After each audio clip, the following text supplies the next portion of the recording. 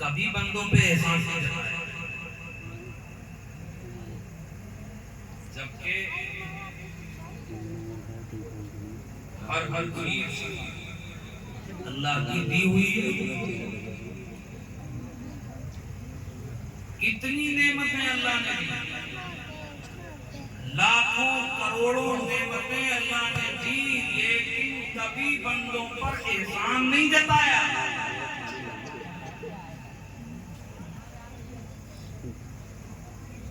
जमीन का बिछौना दिया तो एहसान नहीं जताया कि हमने तुम्हें रहने के लिए जमीन दी है, बसने के लिए, मकान बनाने के लिए तुम्हें जमीन दी है। आसमान का शाशाना दिया तो कभी जनाने वाला एहसान नहीं जताया कि हमने तुम्हारे लिए आसमान बनाया। सूरज और चांद सितारे दिए तो कभी उसने जनाने वाला एहसान नहीं जताया कि हमने तुम्हारे लिए चांद और सूरज को पैदा किया। हवा कितनी कीमती चीज है कि अगर हवा एक मिनट के लिए बंद हो जाए तो आदमी मर जाए, सांस ना आए, लेकिन अल्लाह ने एहसान नहीं जताया। पानी कितनी कीमती चीज है, अगर 2-4 घंटे पानी मैसर ना हो तो आदमी जान पे बनाएगी, मगर पानी जैसी अजीब नेमत, आप कभी प्यासे हो, शिद्दत की प्यास लगती हो और ठंडा ठंडा पानी जब आपको पीने के लिए मिले तो गौर करें कि दुनिया की तमाम नेमतें एक तरफ हैं, मगर अल्लाह की नेमत पानी जो है उसकी कीमत अलग है। मगर पानी जैसी अजीब नेमत देने के बाद भी एहसान नहीं जताया, औलाद दी मगर एहसान नहीं जताया, माँ बाप दिए मगर एहसान नहीं जताया, दुनिया की हर नेमत दी, खाने पीने के लिए करोड़ों तरीके के फ्रूट और तरह वाला गुजारे पैदा करके एहसान नहीं जताया। अल्लाह ने तमाम दुनिया को इंसानों के बरतने के लिए पैदा किया, मगर एहसान नहीं जताया। अपनी रहमत साथ मोहम्मद मुस्तफा को एक के ऊपर भेजा है, अल्लाह फरमाता है लक़द मन्नल्लाह सुभान अल्लाह जिंदाबाद। अल्लाह एहसान जता रहा है, मतलब कौन सा ओ मेरे बंदों, तमाम चीजें खा करके, पी करके, बरत करके, देख करके, पहन करके, अगरचे तुम मेरी हमको सना ना करो, मेरा एहसान न मानो, हालांकि तुम पर जरूरी है कि हर नेमत का एहसान मानो, मगर वो तमाम नेमतें एक तरफ हैं और मैंने अपना महबूब दे करके ईमान की दौलत से नवाजा है, तमाम नेमतों पर भारी है। सारी नेमतों को अगर तुम भूल भी जाओ तो मोहम्मद मुस्तफा को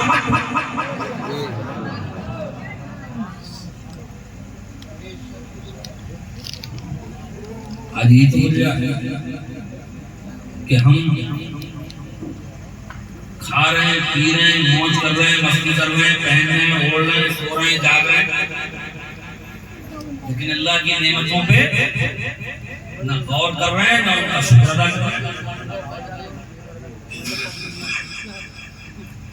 हुजूर के यौम मिलाद की इस महफिल के अंदर चंद मिसालें देकर के मैं आपको आज आपका दिमाग उधर ले जाऊं जहां कभी पहुंचता नहीं है।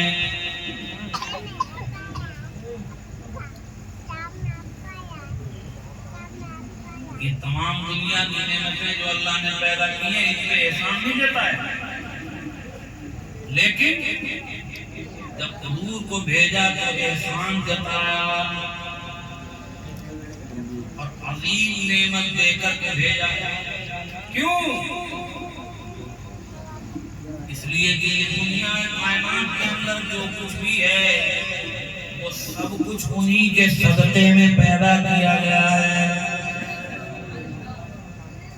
अल्लाह फरमाता है लौला लमा खलक़तुद दुनिया, ऐ महबूब अगर तुझे पैदा करना मकसद न होता तो मैं दुनिया को पैदा न करता।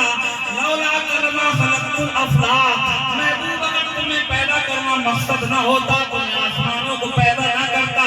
लौला लमा खलक़तुल अर्दीन, अगर मुझे तुम्हें पैदा करना मकसद न होता तो मैं ज़मीनों को पैदा न करता। बात तो ये है दुनिया की तमाम चीजें लौला लमा अज़हरतुर रबूबिया, ऐ महबूब अगर तुम्हें पैदा करना मकसद ना होता तो ये सारी कायनात तो एक तरफ है, मैं रब होगा भी हाजिर न करता। सुभान अल्लाह सुभान अल्लाह बेशक यानी ये महबूब जो कुछ बना वो सब तुम्हारे लिए।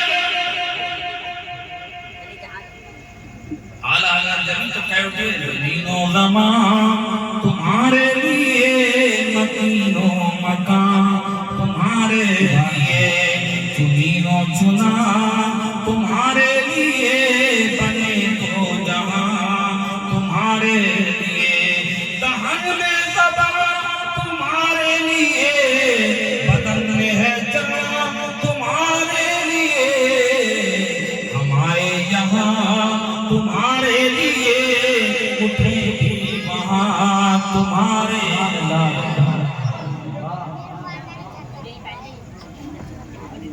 सब कुछ उसके लिए।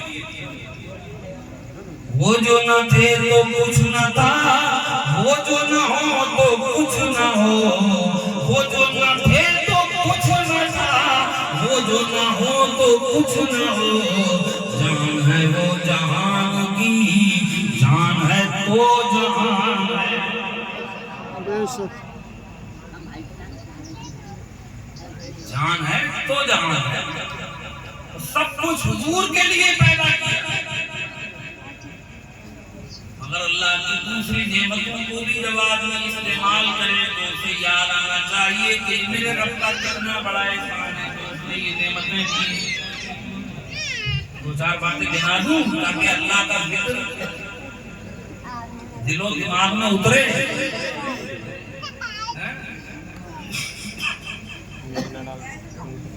अपने जिस्म से लेकर चले आदमी कहता है जिंदगी भर में गरीब बड़ा परेशान, बड़ा तंगदस्त, बड़े हालात खराब। मगर अभी आप इस जिस्म की कीमत नहीं समझ रहे। और तो भी इधर ध्यान दो, बड़ी कीमती बात समझा रहे हैं। हर आदमी ये बताओ तुम्हें बात।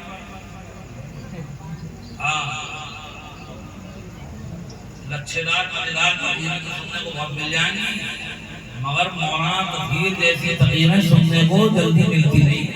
बेशक ये उन्हीं का फैलान है जो इधर है।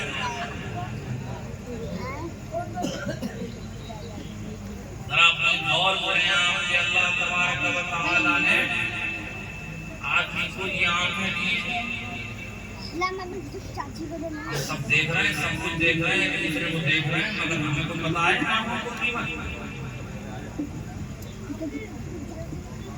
इसकी कीमत पूछना हो तो किसी अंधे से पूछो।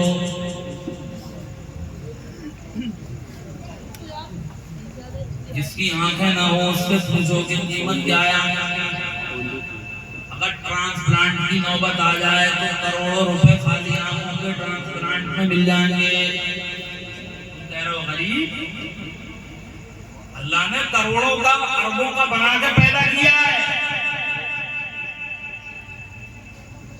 रोजाना पानी पी रहे हैं, पेशाब कर रहे हैं, सुबह से शाम तक कई लीटर पानी पी रहे हैं, समझे, पेशाब कर रहे हैं, कोई फिक्र नहीं, कोई पता नहीं, पेशाब लगाता है। कभी गौर करा इन चीजों के आपने? ये जो एक गिलास पानी के बाद आधा गिलास जो पेशाब निकल जा रहा है, कभी इस पे गौर किया?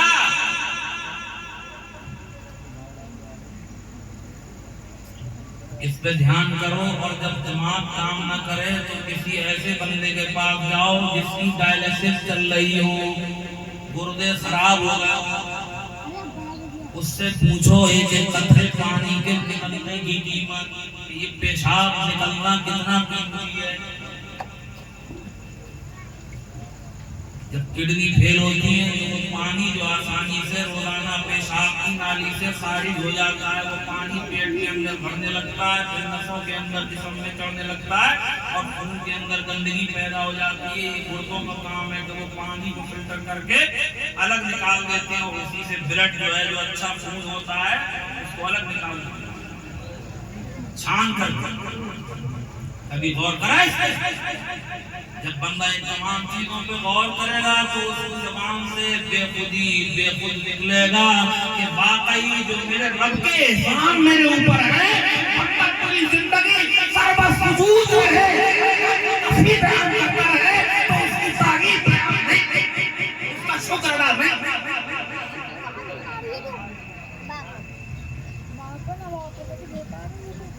पैरों से हम खड़े हुए चल रहे हैं आराम से, लेकिन कभी गौर करा आपने ये दोनों पैर, ये खाली पंजा कट जाए आदमी में, अब फिर उससे पूछो कैसे मिला, आ गया पैसा पे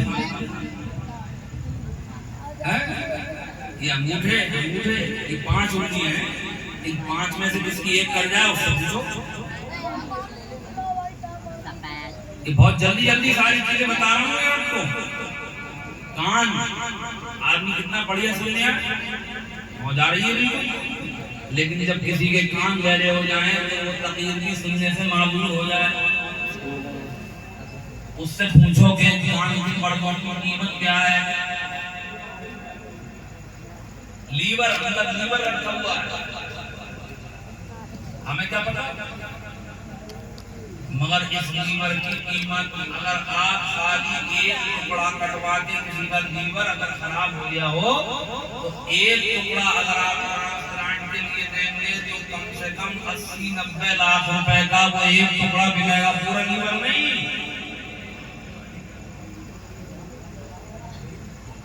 समझ रहे हो? 2 किडनियां होती हैं, ये मैं आपको ये इतनी बात बता रहा हूँ, ये इतनी बात इसलिए बता रहा हूँ कि मैं अपना हॉस्पिटल चलाता हूँ, डॉक्टर के साथ बैठता हूँ तो मुझे पता चल गया है, गौर कर रहा हूँ अल्लाह ताला ने इंसान को कितना कीमती बनाया। ये 2 किडनियां अल्लाह ने लगा के भेजी है, जैसे स्टक्चर नहीं होती गाड़ी में फ्री, दोनों काम कर रही है, अगर एक काम छोड़ दे तो दूसरी काम बराबर कर रही है, आदमी मरेगा नहीं, मगर अगर दोनों खराब हो गई तो काम तमाम हो गया।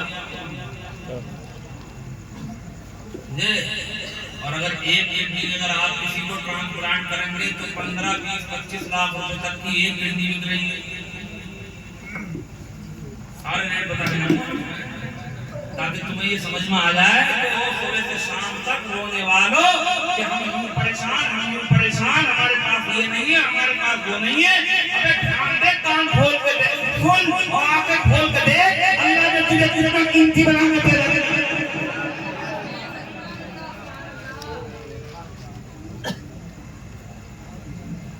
ये दांत जो दिख रहा है, दांत बहुत से तो ऐसे गुटखा खा के मुंह को उगालदान बना दिया और वक्त भरा पड़ा, पिच पे दांतों की वो रेड लगा रखी है, क्योंकि उसे अभी कीमत पता नहीं है दांतों की। उससे पूछ जिसके साथ नहीं है, मसूड़े टूट जा रहे हैं, रोटी को कभी इधर से पकड़ लिया, कभी इधर से पकड़ लिया, खाई दी जाएगी।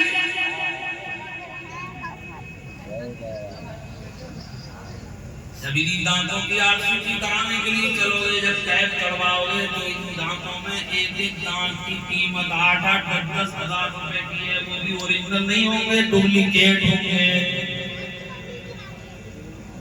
32 दांत मुंह के अंदर लगे हुए हैं, 5,000 रुपए से जोड़ लिए, कितने रुपए के दांत बैठ रहे हैं, और उनकी गारंटी 10-20 साल की नहीं है, 5-7 साल हद है किसी की बहुत अच्छा महंगा वाला तो 10 साल।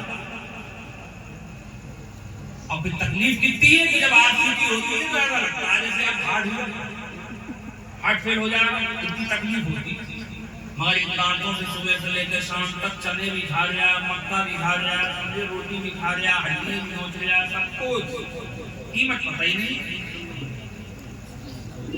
लोग बेचारे रोटी नहीं खा पा रहे हैं, तो हड्डी नोच रहे हो, कम से कम खाने के बाद में यही कहो या अल्लाह दांत सलामत दिए, तेरा बड़ा शुक्र।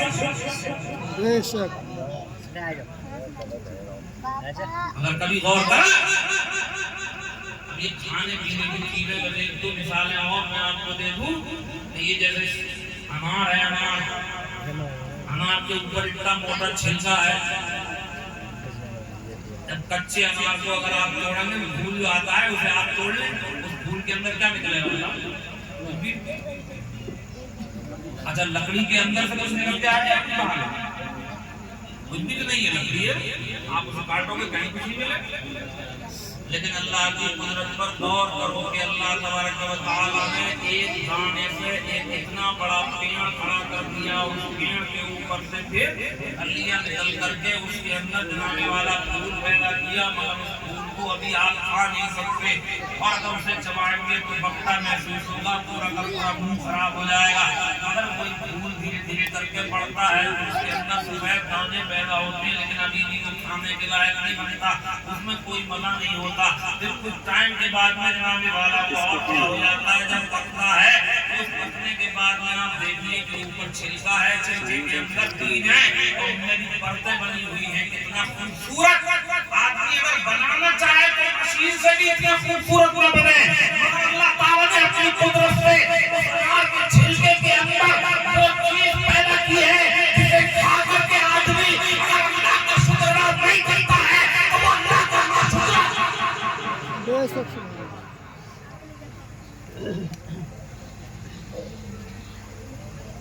नजर अपने कितनी अली कुदरत है, तो इसने छिलका खाओगे तो पकता होगा, कड़वा होगा, लेकिन इस पकते और कड़वे छिलके के अंदर अल्लाह ने अनार के जो दाने रखे हैं कितने मीठे, कितने रसीले, कितने खूबसूरत हैं। ये सब किसने पैदा किया? बस भला से आए तो खाया होगा, कभी ध्यान दिया ये पैदा किसने किया? सुबह से शाम तक रोटियां खा रहे हो, समझे? गेहूं किस बात है, किसानी तो सब कर रहे हैं, मगर जरा गौर तो करो कि अल्लाह तबारक व तआला ने मिट्टी के अंदर आप वैसे बीने देखें, खोजें, कुछ हफ्ते नहीं आने, लेकिन उसी मिट्टी में जो आपने दाना डाला है उसी दाने से अल्लाह ताला ने पौधा पैदा कर दिया। उसी पौधे के अंदर एक दाने में कई कई बालियां पैदा करती हैं, और कई कई बालियों के अंदर सैकड़ों सैकड़ों दाने निकल रहे हैं। एक बीघा के अंदर आप गेहूं बोते होंगे तो कितने किलो लग जाते हैं? मुझे लगता है 2-4-5, मगर निकल कितने रहे? 3-3, 4-4 कुंटल। तो मिट्टी में दबे हुए थोड़ी है, ये कौन निकाल रहा है? ये अल्लाह ही निकाल रहा है। जब इस रोटी को खाने बैठा करो तो अल्लाह ताला का शुक्र अदा किया करो। मेरे मामूद तेरे कैसे कैसे खजाने हैं जो बंदे की अक्ल में नहीं आ सकते। तूने कहां से ये रोटी मेरे मुझ तक पहुंचा दी? तेरा कितना बड़ा एहसान है कि तूने पेट भरने का जरिया किया। तो ये लाखों करोड़ों नेमतें अल्लाह की हैं जो गिनाई नहीं जा सकती, और इन नेमतों को हम इस्तेमाल करते हैं, अल्लाह का शुक्र अदा करते रहना चाहिए। लेकिन इन तमाम नेमतों के होने के बावजूद अल्लाह ने कभी एहसान नहीं जताया। इतनी नेमतें उसने दी, कभी एहसान नहीं जताया, लेकिन फरमाया लक़द मन्नल्लाहु अलल मुमिनीन, कि अल्लाह ने मोमिनों पे एहसान किया। कब? इस बासा फीहिम रसूला, जबकि अपने रसूल को उनमें भेजा। क्यों? इसलिए कि ये तमाम नेमतें हुजूर के नूर से पैदा की गई है। ये सब कुछ हुजूर के सदक़े में बने हुए हैं। सबसे अजीम नेमत अगर कोई है तो वो हुजूर अलैहिस्सलाम की ज़ात बाबरकत है। आदमी को दुनिया में वजूद नहीं मिला है तो हुजूर की बरकत। ये जो हम खाते पीते हैं नेमतें हमें मिल रही है, ये भी हुजूर का सदका है। अल्लाह के रसूल शाह फरमाते हैं इन्नमा अना काफ़िरुन वल्लाहु युती, बेशक मैं बांटने वाला हूँ और अल्लाह अता करने वाला है।